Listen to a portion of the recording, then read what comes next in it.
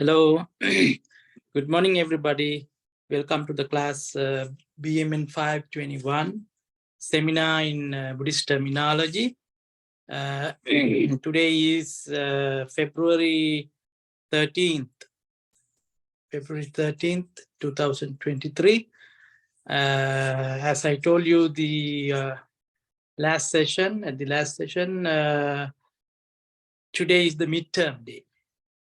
So I hope you all are ready to take the exam.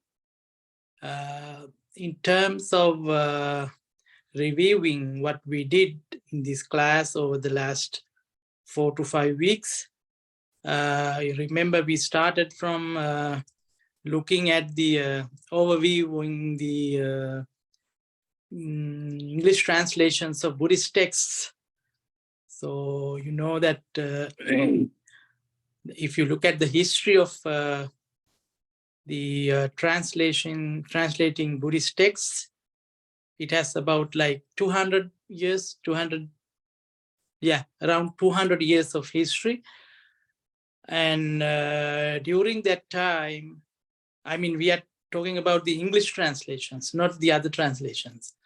Around 200 years and 180 years, the translation of Buddhist texts, it has been developed up to now in this 21st century. Even today, translations are done and new terminology comes into existence, comes into being. So it is a developing process, a dynamic process developing.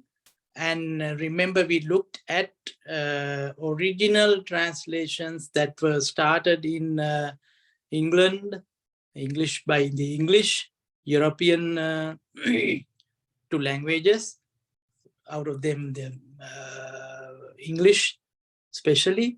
So first we were talking about the translation of the Pali canon, which was a gigantic step taken by the Pali Text Society. We were looking at that thing, Pali Text Society, how it was started, by whom, and the contribution it has done towards the terminology, Buddhist terminology.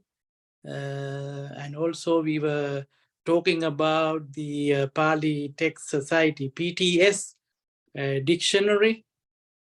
Remember? So all these things, we were looking at these things. And last week we were talking about the Sanskrit Buddhist text translations, different Sanskrit Buddhist texts. Still today, the process is going on. So we, by looking at those translations, we are trying to figure out how terminology, Buddhist terminology, evolved or progressed. That is our task here. So now you should be able to talk about something on Buddhist translations in English. Buddhist texts appearing in English as English translations. The history and the main challenges. As I told you, you know, when you find exact terms, terminology to express, to be faithful to the original language is a difficult task. So in translating Buddhist texts, the translators have developed that methodology, that the required terminology they have found in English language. So today, some of the words have become so popular in Buddhist terms, they have become already English terms now. We saw karma, nirvana, the things like that. They have become English terms now. So that means the terminology the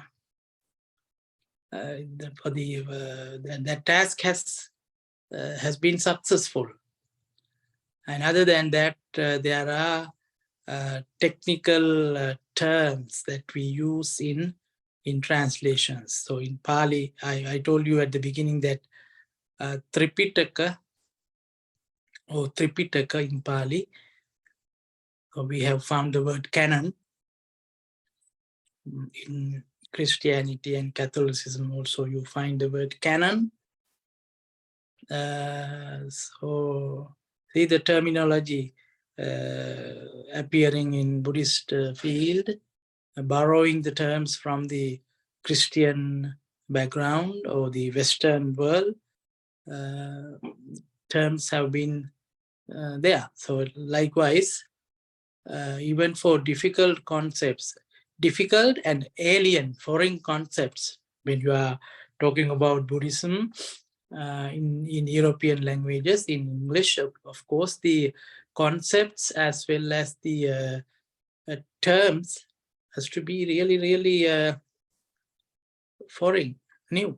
So new terms or terms that are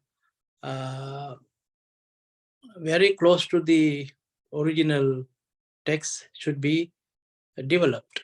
So that has been done by many translators. So you saw that, for instance, the Pali canon, it has been translated by many people. So you did homework also. Bhikkhu Bodhi is one of the greatest translators here in America. You must be able to do a little research. I think you did a little research on how he crossed the boundary to translate the Buddhist texts into English. So these were the things that we were looking at.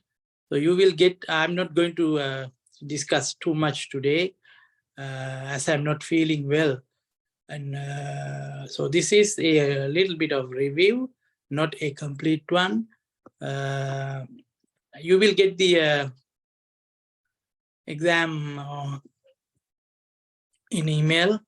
So it will be a very simple one. You have to write an essay. Write an essay on what we did. So with that, I wind up the session today. So please, when you answer your midterm, write it in a Word, Microsoft Word format with your name clearly mentioned. You have to mention your name, write down your name as it appears in the registration document, the school. Otherwise, maybe you have nicknames and other things. So it's very hard for us to recognize who you are because I haven't seen you for a long time. And then please make sure that you write down your name as it appears in the register. So thank you very much and good luck with your midterm. So before the end of the next week, please submit your answers, submit your responses, and then I will grade accordingly, okay? Thank you so much. Take care.